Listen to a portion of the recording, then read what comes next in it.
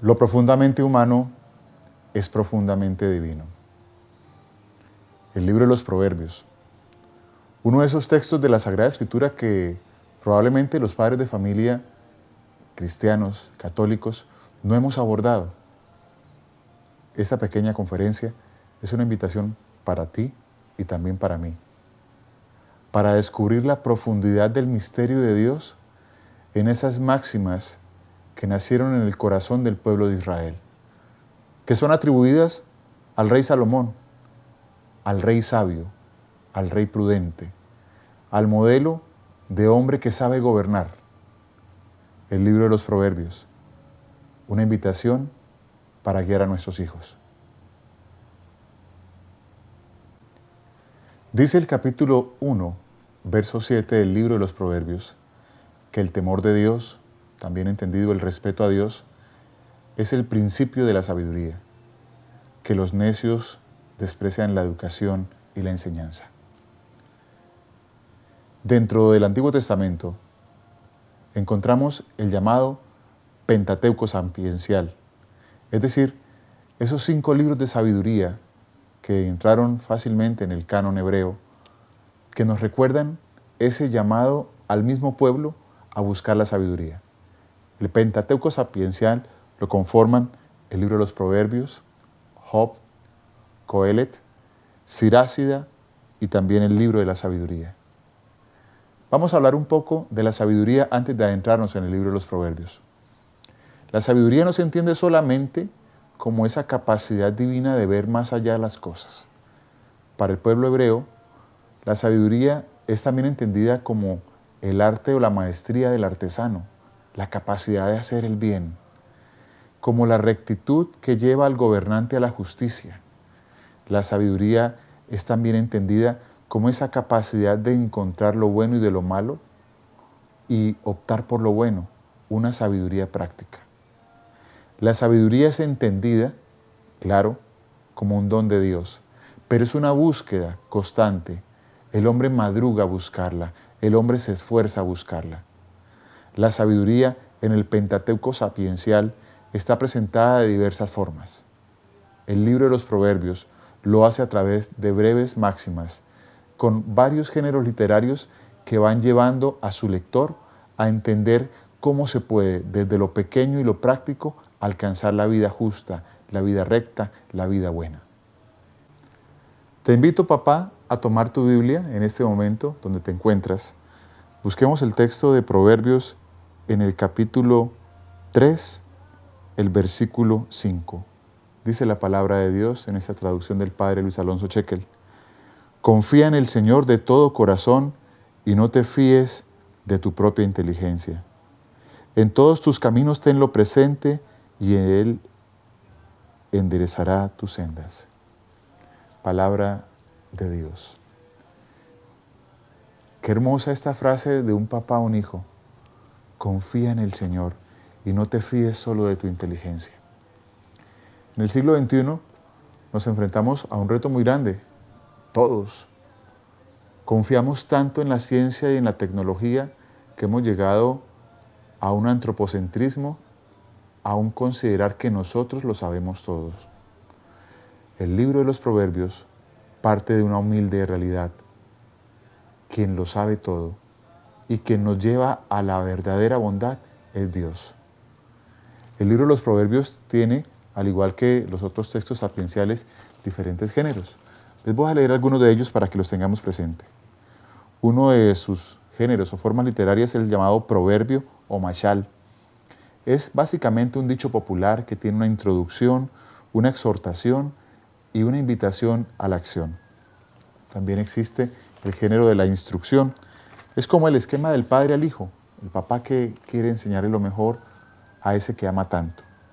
También existe otra figura como las escenas breves. Se recuerdan pequeñas historias de la realidad para desde ella dar una enseñanza. Hay otro estilo que es el proverbio numérico, que recoge varias enseñanzas y las combina con un juego o una adivinanza numérica para que haya un ejercicio de mnemotecnia, de aprendizaje más rápido de la enseñanza. Existe la comparación también, así como Es decir, se toma una figura, casi siempre de la naturaleza, y se pone una comparación. Luego de eso, hay otro estilo de proverbio con una fórmula más vale que o es mejor que. Por ejemplo, es mejor hambre y escasez en paz que abundancia en medio de las tribulaciones y de la pelea en el hogar. También existe un género literario que es el llamado el enigma. Se presenta un paradigma, se presenta algo no fácil de entender para dejar una inquietud en el que escucha la enseñanza. También está la fábula y la alegoría. Ellas dos recogen figuras de la naturaleza o de la vegetación, de los animales, los personifican y le dan una enseñanza al ser humano, al que la escucha. Existe el discurso sapiencial, también los himnos y los poemas didácticos, el género de diálogo, que es más usado en el libro de Job, la pregunta retórica, el relato autobiográfico y la literatura onomástica, donde se recuerdan nombres de grandes personas famosas. Esos géneros literarios los encontraremos también mezclados en el libro de los Proverbios. Un pequeño apunte práctico. Ojalá tomes lapicero, papá. Ojalá tengas en qué anotar, incluso en el celular. Nos preguntamos muchas veces cómo logramos adquirir sabiduría nosotros los padres e incluso cómo enseñarle a nuestros hijos a adquirir sabiduría. Aprendamos de estos textos de la palabra de Dios. Las fuentes de la sabiduría, primero que todo, son las experiencias. Esas vivencias que ustedes y yo tenemos, que a veces son personales o colectivas, a veces son inmediatas o son posteriores, a veces son de nuestra cultura o de otras culturas. Las experiencias de la vida nos van enseñando poco a poco. Segunda fuente de la sabiduría, la reflexión. Porque es que no basta con vivir la experiencia, hay que pensar qué sucedió, qué me pasó, qué puedo sacar de enseñanza de ella. La experiencia sin reflexión es necedad y augura infelicidad. Es decir, si la experiencia solo pasa por mi historia y no la reflexiono, no va a llegar a darme la posibilidad de entender e ir más allá. Tercera fuente y atención, qué valioso esto en nuestra casa. El diálogo. Hablar con otros de nuestras experiencias, aprender de lo que el otro vivió. Y ojo que nuestros hijos viven muchas cosas que nos pueden enseñar a los padres, pero qué bueno que nuestros hijos también perciban que el padre tiene mucho para enseñar. No solo porque no sepas tecnología, como ellos lo saben manejar, porque no tengas unos conocimientos tan adelantados como ellos, te puedes dejar aplastar y considerar que no hay algo para enseñar. En el diálogo se avanza mucho en la sabiduría. Siguiente fuente es la tradición. Y atención que existe una actitud bastante negativa hacia el término tradición. Pero ojo, lo que comemos hoy en la casa es tradición de nuestras abuelas o de nuestros abuelos. Ojo, nuestra forma de hablar, nuestro acento, viene de nuestras tradiciones culturales. Atención, la sabiduría también se aprende por tradición. Qué bueno que volviéramos a escuchar a los abuelos. Eso que llamábamos los refranes populares son parte de esa sabiduría sencilla de nuestra comunidad, pero también hay enseñanzas de vida llenas del querer de Dios detrás de la vida que ya otros han hecho. La tradición pide algo y es que tú quieras dejarte enseñar para querer también transmitirlo a los que siguen tu vida, a los que vendrán después de ti.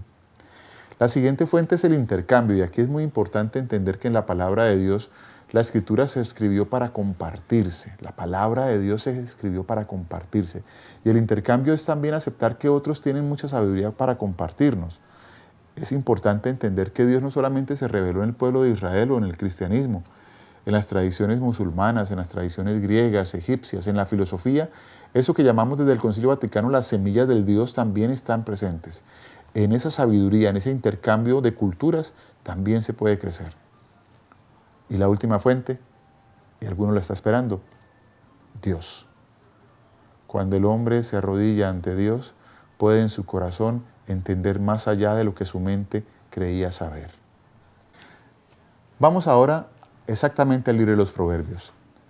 Su autor probablemente no fue el rey Salomón, pero se lo atribuye a él, porque es el rey sabio, el rey que representa al pueblo que recibió un hombre especial, Salomón, el hijo de David. ¿En qué siglo se escribió el texto de los Proverbios? Probablemente en el lapso del siglo IV al siglo III a.C., y fue concebida como una colección de enseñanzas propuestas para ayudar a la vida y como una forma concreta de mantener una relación con Dios. tiene varias partes. Empieza con un doble título en el capítulo 1, verso 1 y en el capítulo 10, verso 1, llama al libro Proverbios de Salomón. Tiene otras fracciones que son los textos ya propios de Salomón, que van de el capítulo 1, 8 hasta el 9. Hay una fracción que se llama también Palabras de los Sabios, capítulo 22, verso 17 y capítulo 24, 23. Hay otra sección, capítulo 25, verso 1, llamados Otros Proverbios de Salomón, para ir llegando al final, el capítulo 30, que son las llamadas palabras de Agur, hijo de Jaque de Masá, y el muy conocido capítulo 31, que son los proverbios de Lemuel, rey de Masá, que le enseñó a su madre. En el capítulo 1 al 9 predomina la exhortación agrupada en temas especiales. En el capítulo 10 al 29, dichos de modo impersonal. Atención, el capítulo 31, que termina con ese texto tan hermoso de la mujer perfecta, es una invitación no solamente a buscar una mujer hacendosa y capaz de dirigir la casa, es también la personificación de la sabiduría. ¿De qué temas trata la obra del libro de los Proverbios? De la importancia de buscar la sabiduría, de la sabiduría práctica, la sabiduría ética, la sabiduría teologal, el temor de Dios, la justicia divina, el concepto de la retribución, la sabiduría personalizada y sobre todo, dejar conducir nuestra vida por Dios. Quiero regalarles a ustedes, antes de despedirme en esta muy breve presentación del libro de los Proverbios, unos textos que a mí como padre me han parecido especiales para compartir en casa. Capítulo 10, verso 1. Un hijo sabio es la alegría de su padre, un hijo necio es la pena de su madre. Tú eres papá, yo soy papá, pero también soy hijo. Un hijo sabio es la alegría de su padre. Ese texto es precioso. Sobre la cabeza del honrado llueven bendiciones, la boca malvada encubre violencia. Es el capítulo 10, verso 6. En un mundo en donde se está cada vez levantando en medio de la comunidad la figura de antihéroes, de hombres que obran el mal y se vuelven famosos y que muchos anhelan imitar, nos dice la palabra: sobre la cabeza del honrado llueven bendiciones, la boca malvada encubre violencia. Y un texto muy especial, un texto que llena nuestra vida de la familia. Verso 1 del capítulo 17. Más vale pan duro con paz que casa llena de festines y peleas. Qué tarea tan grande hacer de nuestras familias un lugar de paz. En ocasiones nos preocupamos mucho más por los lujos, por conseguir ciertos anhelos materiales, a veces hasta títulos sociales, pero se nos escapa de la familia la vida de la paz. Quiero cerrar con los últimos versos del libro de los Proverbios en el capítulo 31.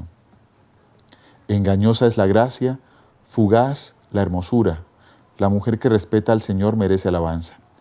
Felicítenla por el éxito de su trabajo, que sus obras la alaben en la plaza. Qué especial que el libro de los Proverbios cierra hablando de la mujer. Esa mamá que cuida la casa, esa mujer que sostiene la familia, esa mujer que guía, que da calor. Qué buen lugar que tiene la mujer en la palabra de Dios. Y ojalá tenga ese lugar muy importante en tu vida, en tu familia. Gracias por su atención.